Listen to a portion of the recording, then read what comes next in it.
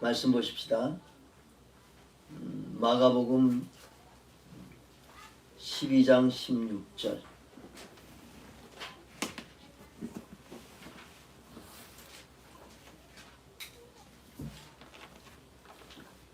마가복음 12장 16절.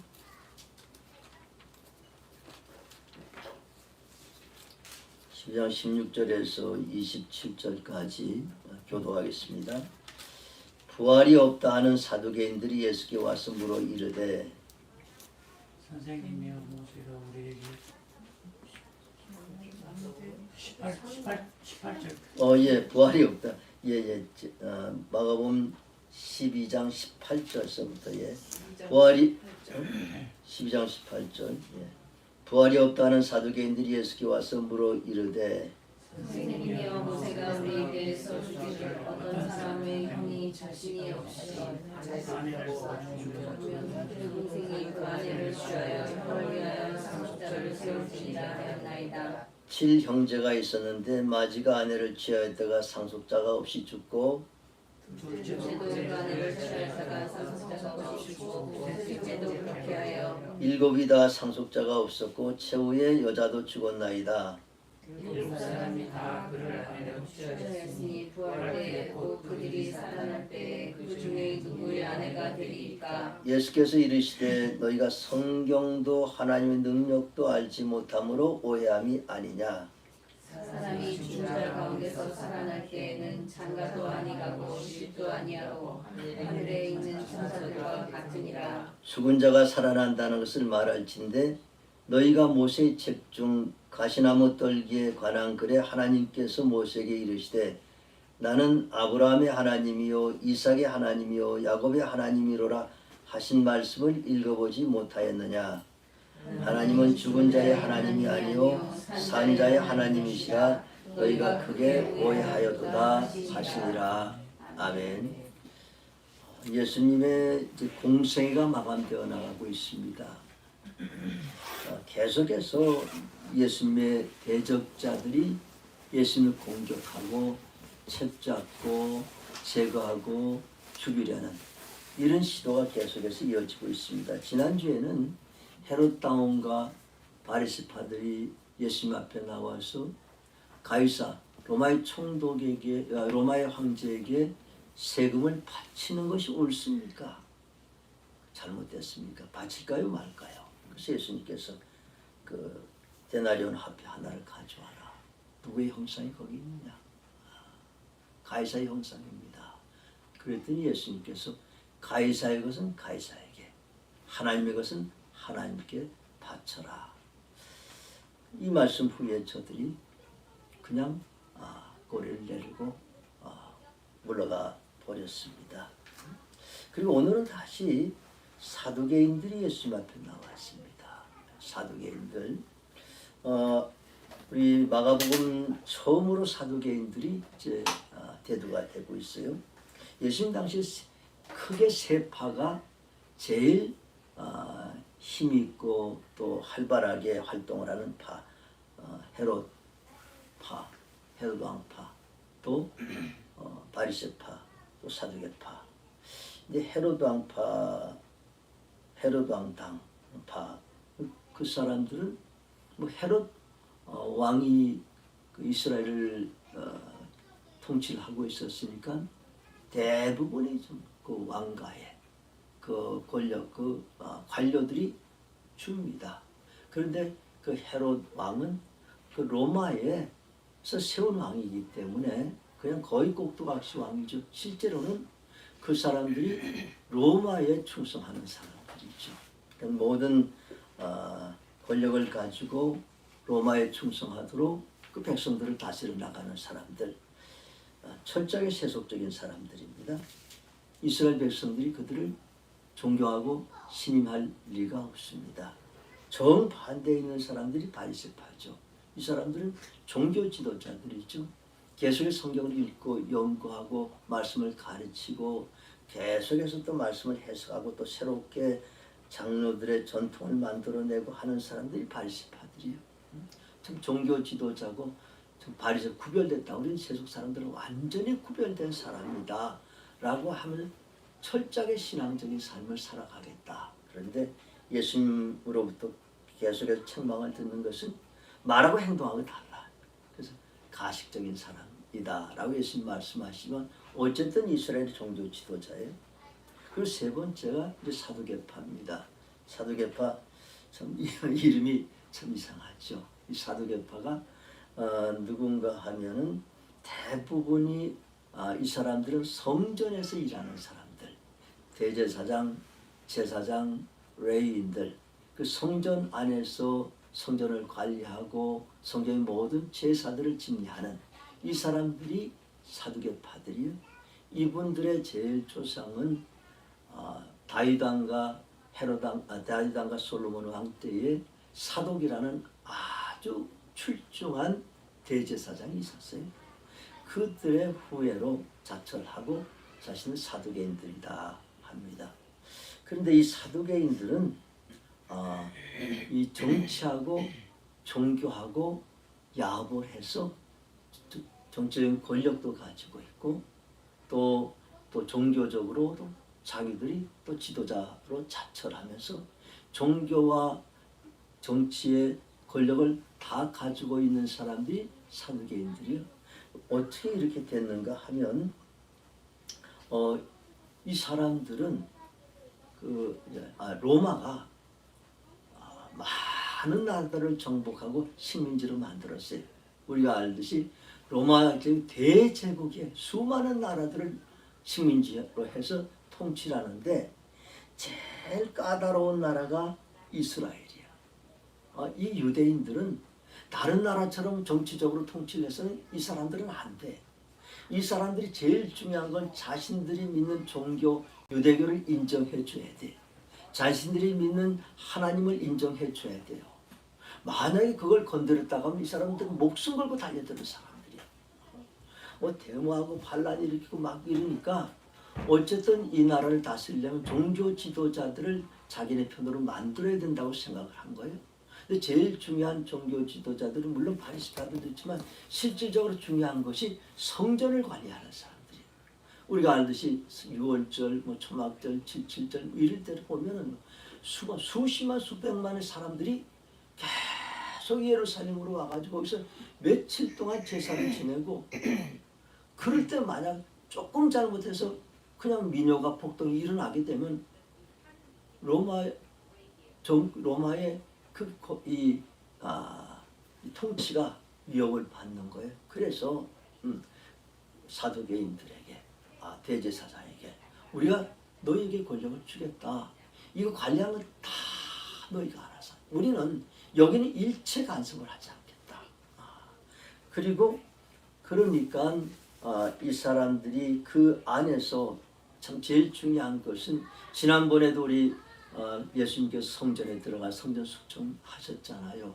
짐승 파는 사람들 다 채찍으로 쫓아내고 또 돈 바꾸는 환전상들 다 책상들 다 엎어버리시고 내 집은 만민이 기도하는 집이다. 너희가 하나님의 전을 강도의 소굴로 만들었다. 근데 그 일들을 통하여서 취하는 그 폭리가 다 이권이 그 사두개인들에게 들어오는 것이에요. 얼마나 많은 부가 그 성전 안에서부터 그들에게 흘러들어와요. 그러니까 이 사람들은 어떤 사람들인가? 모든 그 권력과 부를 다 가지고 있어요. 근데 우리가 이 세상에서 살아가면서 우리가 사는 이 세상에서도 모든 걸 다 갖춘 사람들은 여기가 천국이야. 또 달리 천국이 필요하지 않아요. 내가 배움도 다 정말 많은 학식을 가지고 있어. 내 권력도 있어. 내가 부도 있어. 그리고 이걸 또 자식들에게 대물림도 할 수 있어. 그렇다면 그런 사람들이 굳이 천국이 필요하겠어요. 이 땅에서 잘 살고 부족함이 없이 이 땅에 살고 그것이 내 자손들에게 다 물려줄 수 있다고 생각한다면 천국이 필요 없는 것이에요. 그래서 우리가 그렇잖아요. 여기가 천국이다 라고 살아가는 사람들도 많이 있는 것이에요. 근데 이런 사람들은 부활이 필요가 없는 것이에요. 이 사두개인들이 마찬가지예요. 다 가졌잖아요. 그리고 대물림은 이 사두개인들은 세습이야. 자기 자신들도 당연히 제사장이 되고 레위인들이 되고 사두개인들이 되기 때문에 그 대물림으로 그 모든 걸 다 소유할 수가 있는데 굳이 무슨 부활이 필요가 있겠느냐. 현실이 좋으면 예수 필요 없습니다. 현실이 너무너무 좋으면 예수 믿지 않습니다. 천국도 필요 없습니다. 그래서 우리가 모든 걸 다 갖춘 사람들에게 그 예수를 전하고 복음을 전하는 게 참 어려운 것이죠. 그들의 삶 가운데 어떤 큰 일이 벌어지기 전까지는 예수 믿는 건 참 어려운 사람들입니다. 오늘 이 사두개인들이 그와 같은 사람들이에요. 그리고 이 사람들은 또 성경 가운데서도 우리 이때 성경 구약 성경이죠. 구약 성경이 39권인데 그 중에서 5권 모세오경 창출내미신 요것만 믿어요. 요것만 읽어요. 그리고 자신들이 생각할 때 이 안에는 부활이 없다.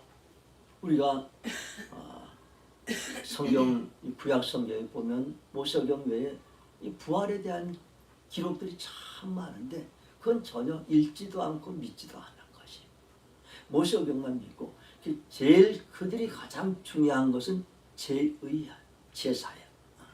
그러니까 이 모든 제의 제도가 모세오경 안에 다 있어요. 모세오경만 철저하게 잘 지키면 우린 된다라고 생각하고 성경 안에서도 부활이 없다. 그리고 세상적으로도 부활이 필요가 없다. 예를 들어서 이 사람들은 아직도 우리들도 마찬가지입니다. 부활의 세계를 현실의 연장선상으로 생각하는 사람들이 많아요. 현실을 생각하면서 부활의 세계도 이룰 것이다 라고 생각하는 사람들이 많단 말이죠. 이 사두개인들도 마찬가지예요. 그렇게 생각하기 때문에 이런 좋은 현실에서 이 부활이 된다면 이렇게 가다가 만약에 그 부활의 세계에서 우리의 그 스테이터스, 우리 어떤 신분이나 우리 어떤 지위에 변화가 있을 거라고 생각하면 그건 그런 부활은 필요가 없는 것이에요.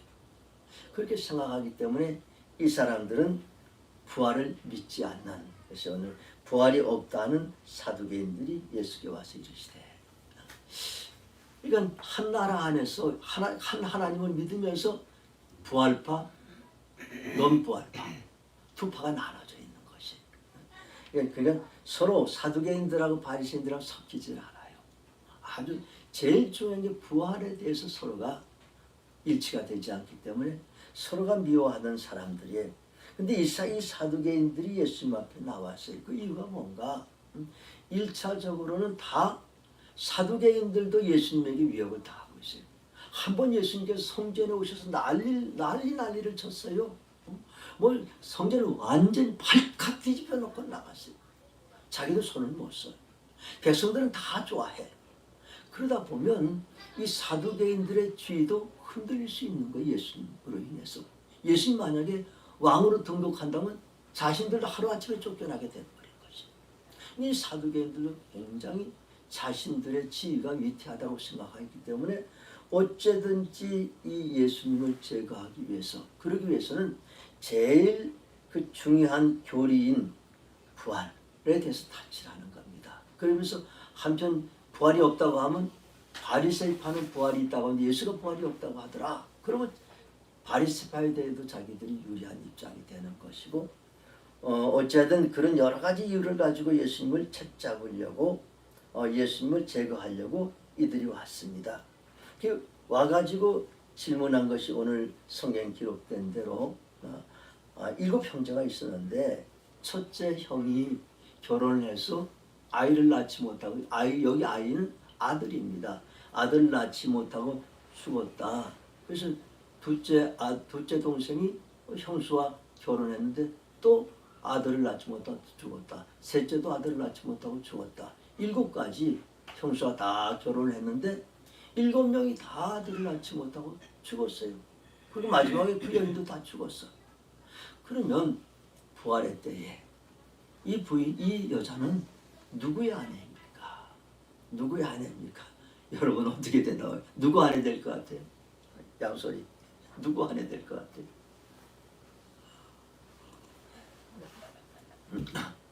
참 대답하기 곤란하죠. 그런데 먼저 그러면 이런 제도가 거기 있었다는 거예요. 그 당시에. 이 말씀은 신명기 25장에 이렇게 기록이 되어 있어요. 형이 아들을 낳지 못하고 죽으면 동생이 형수와 결혼해서 아들을 낳아준다. 그때 낳는 아들은 형의 아들이야. 자기 아들이 아니야. 형의 아들로 입적이 돼서 형의 아들이 되는 것이. 근데 이 제도를 모세의 성경에 신명기 25장에 이미 기록이 돼 있어요. 근데 그리고 예수님 당시에도 이런 제도 그대로 유지가 됐어요. 왜 이 제도가 있느냐? 우리가 이런 결혼을 계대 결혼, 대를 이어서 하는 결혼, 계대 결혼, 여러 가지 용어들이 있지만 계대 결혼. 이 왜 만들었는가 하면은 대를 잇기 위해서 만들었어요. 대를 잇기 위해서. 형이 아들을 낳지 못하고 죽으면 대가 끊어지잖아요. 그래서 동생이 아들을 낳아가지고 형수와의 관계에서 아들을 낳아서 그러면 그 아들은 형의 아들이 되니까 대가 이어지는 거지. 대를 잇는다. 우리 지금은 별로 그런 말씀 안 쓰지만 아마 여기 조금 우리 좀 연세가 드신 분들은 뭐 대 잇는다, 대가 끊어진다 이런 이야기를 우리 어렸을 때 들었어요. 그리고 또 우리 그 당시에 아들 낳는 게 얼마나 중요한지 우리 친구들 가운데서도 7공주 집안도 있어요. 8공주도 있어요. 그래서 마지막에 7번째, 8번째 아들 낳은 집도 있고 안 돼가지고 그냥 7만 낳고 끝난 집안도 있고. 왜? 그 대를 이으려고 아들 낳으려고. 그래서 우리 조상 한 2대쯤 그 전에는 대 못 나가지고 그래서 여자들이 얼마나 스트레스를 받았습니까? 그리고 가정의 문제들이 아들 못 낳는 것 때문에 결국 가정의 문제들이 많은 가정의 그런 문제들이 우리 사회도 있었어요. 불과 오래되지 않습니다. 그런데 지금은 다행히 이제 대를 잇는다. 뭐 자녀들이 아들, 딸 구별하는 이런 부모들이 없어요. 여기 부모님들 가운데서도 보면 뭐 아들, 딸이 있는 집안도 있지만 딸만 있는 집안들도 다 있고 하지만 요새는 뭐 그거에 대해서 그렇게 구애받지 않고 딸이든지 아들이든지. 근데 어쨌든 하나님의 섭리 속에서 보면 다 하나님의 자녀들이고 이 자녀들이 결혼해가지고 자녀를 출산하는 것 그게 이제 이 땅에서 하나님 원하시는 거지. 뭐 자기 집에 대를 잇는다 원래도 그렇지 않아요. 그런데 이제 우리 사회도 그랬었습니다. 대를 잇는 게 참 중요하다. 제 친구 중에서도 제 친구 큰아버지 아들 들어가서 그 집 아들이 돼 있는 친구도 있어요. 지금도 보면 자기 아버지는 계시는데 자기 큰아버지 아들을 못 낳아서 큰아버지 아들이 돼서 그 집 아들이야. 호적에는 이제 그런 대를 잇는다. 우리는 어느 정도 이해가 가요. 그런데 이 이스라엘 사람들이 대를 잇는다는 건 우리보다 훨씬 더 다른 차원이에요. 대를 잇는다는 것이 창세기 3장 15절에 보면 여자의 후손에서 메시아가 탄생할 것이라는 걸 창세기 3장 15절에서 말씀을 하시는 거예요. 그러면 여자의 후손에서 그러니까 아들로 나가야 거기서 메시아가 태어나는 것이지. 내 손주 쫙 나가다가 거기서 태어날 수 있는 이 확률은 아주 지극히 희박하지만 유대인들 다 믿어요. 언젠가는 메시아가 오실 것이다. 메시아는 오시면 여자의 후손 어느 집안에서 태어날 것이다. 그것이 혹시 우리 집안일 수도 있다. 라는 이런 믿음이 다 있는 거예요. 내 자손에서 메시아가 태어났으면 이런 바람들을 다 가지고 있는 거예요. 그러니까 내 자손에서 메시아가 태어난다 그러면 이건 완전히 나는 그 메시아의 조상이 되고 우리 가문은 뭐 정말 가문의 영광이 세상의 영광이 되는 거예요. 그런데 그걸 포기한다? 포기 안 되는 것이에요. 그래서 이 대를 잇는 건 그처럼 중요한 것이에요. 무슨 아들을 형이 죽으면 대가 끊어지니까 형수와 결혼해서 우리는 다르지. 우리는 형수와 결혼해서 그 아들을 형님 아들로 하는 거지. 우리는 그냥 동생 부부가 아이를 낳아서 형이 아들이 없으면 그 형의 호적에 올려져 우리 사회에서는. 근데 이때는 그게 아니에요. 형수와 결혼해서 형수가 낳은 아들이 그것이 형의 아들이 되는 것이. 이제 그런 차원에서 굉장히 대를 잇는 이거 중요하기 때문에 이 계대 결혼이 그 당시에도 이어져 온 것이고 또 다른 두 번째 이유는 하나 더 있을 거는 여자의 그 복지 차원이십니다. 그 당시에 여자가 과부가 되면 할 일이 없어요. 생계를 이어갈 수가 없는 것입니다.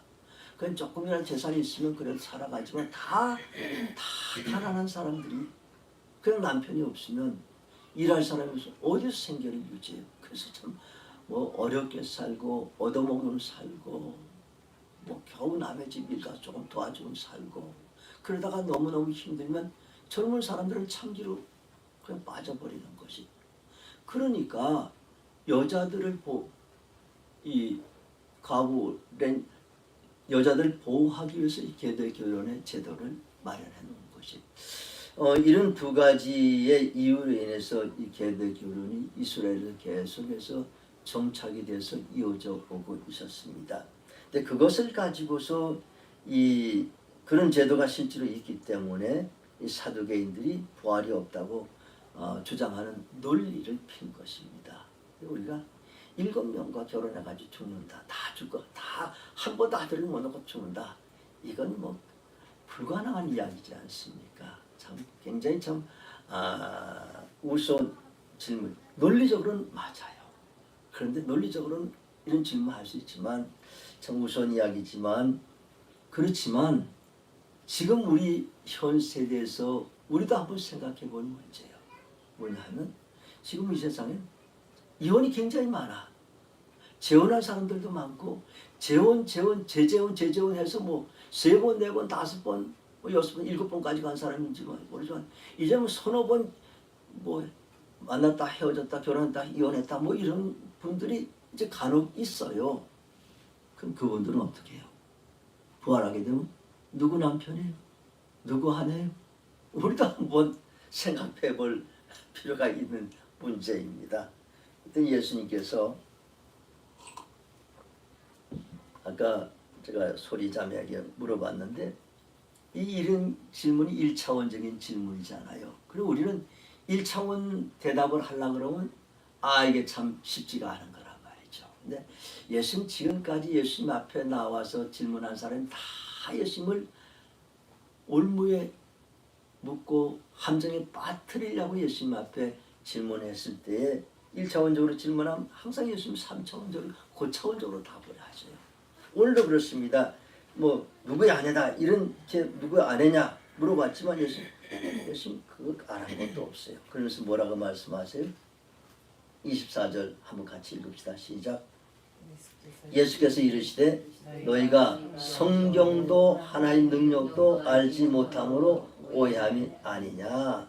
이 부활에 대한 오해는 성경을 알지 못하고 하나님 능력을 알지 못하기 때문에 너희가 부활이 없다고 오해하는 것이다. 여러분 부활을 믿으십니까? 여러분 부활을 믿으세요. 혹시 여러분이 아직도 부활에 대한 확신이 없다면 여러분 성경을 잘 모르는 것이에요. 성경에 분명히 부활에 대해서 말씀을 하고 있습니다. 그리고 또 죽은 자 가운데 살리시는 것은 하나님 능력이에요. 이 하나님 능력을 믿지 못하기 때문에 이 부활을 믿지 못하는 것이에요. 우리가 어떻게 죽은 자가 어떻게 부활하느냐? 사람은 사람을 부활시킬 수 없고 우리 이성으로는 부활이 되지 않아요. 그렇지만 우리는 살아계신 하나님, 전능하신 하나님, 창조주 하나님을 믿습니다. 이 하나님이 하십니다 라는 이 믿음이 없기 때문에 너희가 하나님 능력을 알지 못하기 때문에 믿지 못하는 것입니다. 참 성경을 알고 하나님 능력을 알면 우리가 부활을 믿을 수 있습니다. 그러면서 예수님께서 사람이 죽은 자 가운데서 살아날 때는 장가도 아니가고 시집도 아니가고 하늘에 있는 천사들과 같으니라. 죽은 자 가운데서 살아날 때는 장가도 시집도 가지 않는다 라고 이렇게 이야기해요. 이제 여기서 오늘 좀 자세히 설명을 합니다. 죽은 자 가운데 살아나고 부활한다는 것이 과연 무엇인가? 오늘 예수님 분명히 죽은 자 가운데 살아날 때에는 이게 부활입니다. 우리는 사람이 죽으면 다 육신은 땅으로 가요. 흙으로 갑니다. 영은 하늘나라로 갑니다. 영과 육이 분리가 됩니다. 그리고 우리는 영이 하늘나라에 가서 영으로 살아있다라는 믿음을 가지고 있습니다. 그건 다 믿을 것입니다. 근데 나의 부활이 어떤 것이냐? 그 사람이 죽은 자가 살아날 때에는 이때는 예수 그리스도가 재림하실 때예요. 예수 그리스도 재림하실 때 우리가 그때 살아있거나 우리 생전에 예수님이 오시거나 아니면 우리가 죽은 다음에 오실 때에 쉽게는 죽은 다음에 오실 때를 말씀을 하십니다. 그러니까 사람이 죽은 자 가운데 살아날 때는 어떻게 살아나는가? 우리는 지금 영과 육이 죽으면 분리가 되는 것이, 그리고 육은 흔적도 없어요. 뭐 오래 가면 땅에 묻어도 다 사그러지고, 지금은 못해. 화장하지 않습니까? 화장하고 나면 뭐냐? 그냥 가루밖에 안 남아요. 무슨 육신이에요? 육신은 완전히 사라져요. 영은 살아있고. 그런데 이 부활의 때, 예수 그리스도가 재림하실 그 부활의 때에는 사람이 죽은 자 가운데 살아난다. 이 죽은 자 가운데 살아나는 것은 영과 육을 겸비한 모습, 부활체로 살아가는 것이, 지금 죽으면 부활, 예수님 재림하실 때가 영은 영대로 따로 있고 육은 육대로 다 썩어져 버렸고 이런 상태지만, 다시 부활할 때는 육체가 다시 살아나는 것이, 그리고 영과 육이 합치가 되는 것이, 이게 신령한 부활체의 모습으로 우리가 부활하는 것이고, 그 부활에서 살아가는 나라가 우리 계시록 21장에 보면 하늘에 하나님의 새 하늘 새 땅이 하늘에서 내려오겠다라고 말씀을. 그 부활의 때에 살아가는 그곳에서는 결혼이 없다. 장가가고 시집가는 것이 없다. 이 결혼 제도는 이 땅에서 살아가기 위해서, 하나님 창조의 세계를 경영하기 위해서 하나님 결혼 제도를 만들어 놓으신 것이, 하나님이 창세기 21장 28절 하나님이 사람에게 복을 주어 땅에 충만하고 땅을 경작하고 땅에 있는 모든 새와 물고기와 짐승들을 다 다스리라는 이런 사명을 주신 것이, 이런 사명, 세상을 경영할 사명을 우리 인간에게 주신 것이, 이걸 축복으로 주신 것이. 그런데 그러기 위해서는 사람이 아담과 하와 두 사람이 그걸 다 다스립니까? 그래서 아담과 하와가 남자와 여자가 결합하여서 거기서 자손을 출산을 하고, 그 자손들이 땅에 편만하여서 충만하여서 온 창조의 세계를 다스려 나가기 위해서 결혼의 제도가 필요한 것이. 그런데 이제 새하늘 새 땅에서는 우리가 부활할 때는 모든 것이 다 겸비가 된 것이, 다시 거기서 아이를 낳을 필요가 없어요. 다시 결혼할 필요도 없는 것이, 그것이 부활의 이것이 부활의 세계입니다. 그러니까 이것을 믿으려면 하나님 능력을 믿어야 돼요. 하나님 능력을 믿지 못하면 이것을, 이 부활의 세계를 믿을 수가 없는 것이, 어떻게 우리가 죽은 자 가운데 다시 살아나고, 또 어떻게 우리가 새하늘과 새 땅에서 아주 다른 상상도 할 수 없는 그 세계에서 살아갈 것인가, 이렇게 생각을 합니다. 근데 사람들은, 지금도 많은 사람들이 이 새하늘과 새 땅, 천국, 뭐 이것을 그냥 이 땅의 연장으로만 생각하고 우리의 상상의 범위 내에서, 이성의 상상의 범위 내에서만 생각을 한단 말이죠. 근데 이 부활의 세계는 완연히 다른 것이, 차원이 다른 것이, 우리의 생각을, 세계를 완전히 넘어간 그런 세계예요. 예를 들면 어린아이가 뱃속에 10여 개월 있습니다.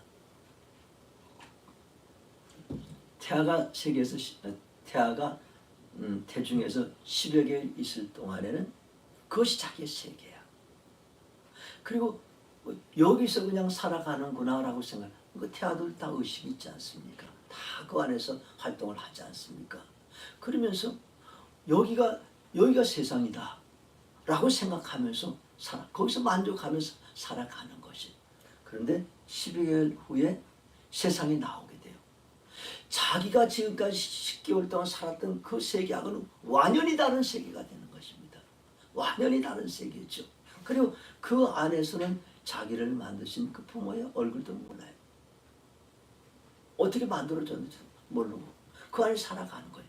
근데 세상에 나오면 엄마의 얼굴도 보게 되고 아빠의 얼굴도 보게 되고 또 입맞춤도 하게 되고 그리고 점점 보면 세상 넓은 세상이 있는 것이에요.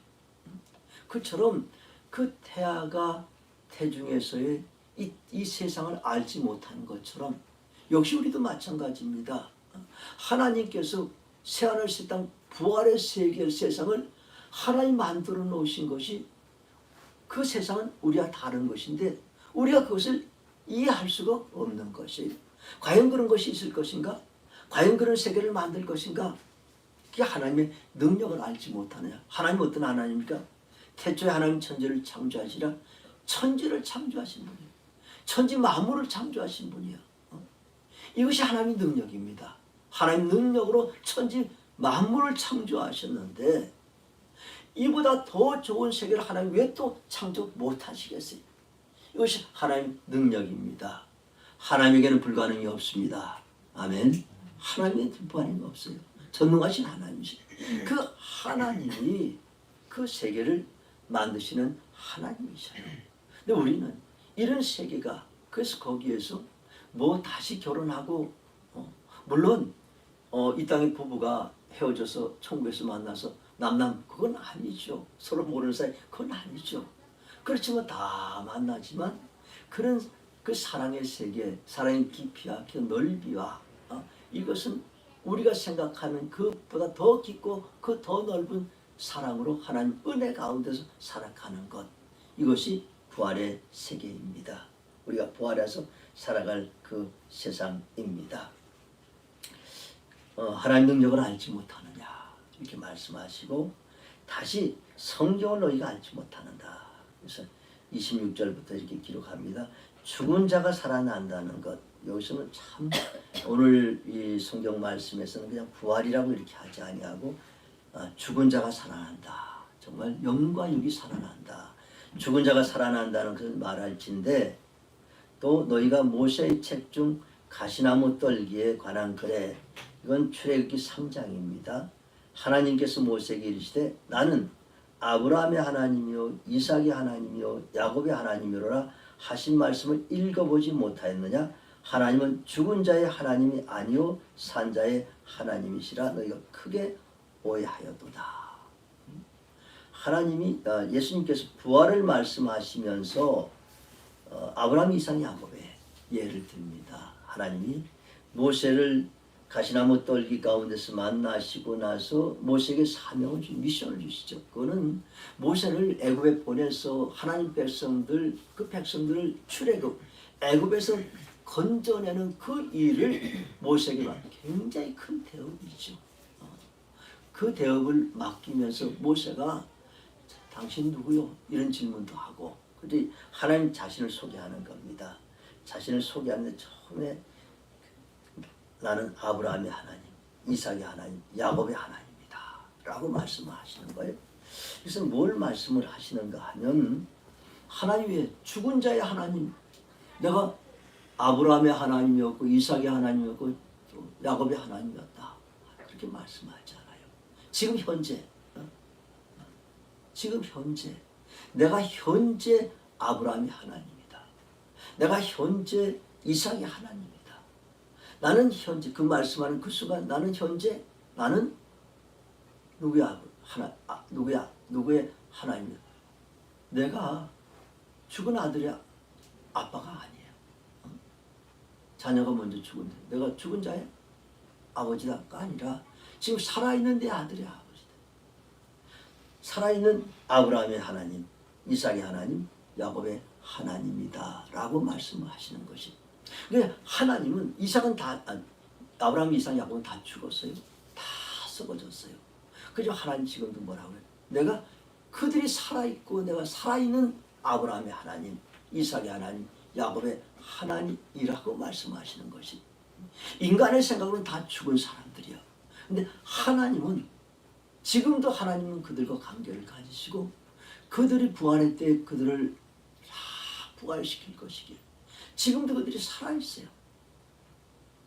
그래서 하나님은 산자의 하나님이시다. 너희가 죽은 자의 하나님이 아니고 산자의 하나님이다. 참 우리가 세상을 떠날 때는 세상에 있는 관계가 다 끊어져요. 내가 아무리 좋은 것을 가지고 있어도 내가 아무리 많은 지식을 가지고 있어도 내 죽을 때는 그 지식이 나하고 상관이 하나도 없어요. 학식이 나하고 상관이 없어요. 많이 배운 거 다 관계가 없어요. 내가 아무리 권력과 부와 명예를 가지고 있어도 죽을 땐 그게 다 관계가 없는 거예요. 세상에 우리가 가지고 있는 모든 것이 죽을 땐 다 관계가 없어요. 하나 가지고 가는 것도 죽으면 다 관계 끝. 그런데 유일하게 관계가 있는 것이 있습니다. 그래서 하나님과의 관계입니다. 내가 믿음으로 맺은 하나님과의 관계는 영원히 끊어지지 않는 것입니다. 하나님이 그 관계를 유지하시는 거예요. 하나님 나와의 관계를 유지하시고 하나님 나를 하나님 자녀로 영접하는 자, 그 이름을 믿는 자에게는 하나님의 자녀가 되는 권세를 주셨으니 아멘. 우리가 예수 그리스도를 영접하면 하나님의 자녀가 되는 것이고 그 자녀의 관계를 하나님이 끊지 않으셔요. 우리가 세상을 끝날 때도 그 관계는 유지가 되는 것이죠.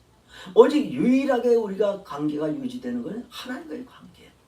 그 하나님과의 관계가 있기에 부활의 아침에 하나님께서 우리를 다 죽은 자 가운데서 부활하게 하십니다. 아멘. 그때에 우리가 새하늘 새 땅에서 다 주인이 되고 왕노릇하는 하나님의 사람으로 살아갈 것입니다. 아멘. 참 중요합니다. 하나님은 산자의 하나님입니다. 지금 죽은 자를 다 살리시는 그 하나님이시고 이 아침 시간에도 정말 우리가 중요한 것은 지금 이 시간 내가 예수 그리스도를 구주로 영접하느냐, 내가 예수 그리스도를 나의 구주로 고백하느냐가 참 중요합니다. 이 관계가 영원합니다. 다시 한번 여러분에게 여쭙니다. 예수님 여러분의 구주로 영접하십니까? 예수님 여러분의 구주인 것을 믿습니까? 사람이 마음으로 믿어 의에 이르고 입으로 신하여 구원에 이르리라. 이 관계가 영원히 갑니다. 그리고 하나님께서는 여러분 부활의 아침에 다 혹시 가시더라도 걱정하지 마시고 죽은 자를 살리시는 그 하나님의 능력이 우리 모두를 부활의 아침에 다 부활시키시고 또 새로운 새하늘 새 땅에서 우리가 하나님 부활의 세계 그 기쁨과 그 감격과 감사와 평안을 누리면서 살아갈 존재들입니다. 우리가 예수 그리스도 잘 믿는 가운데 이런 축복을 누리는 저와 여러분 되시기를 주님의 이름으로 축원합니다. 아멘.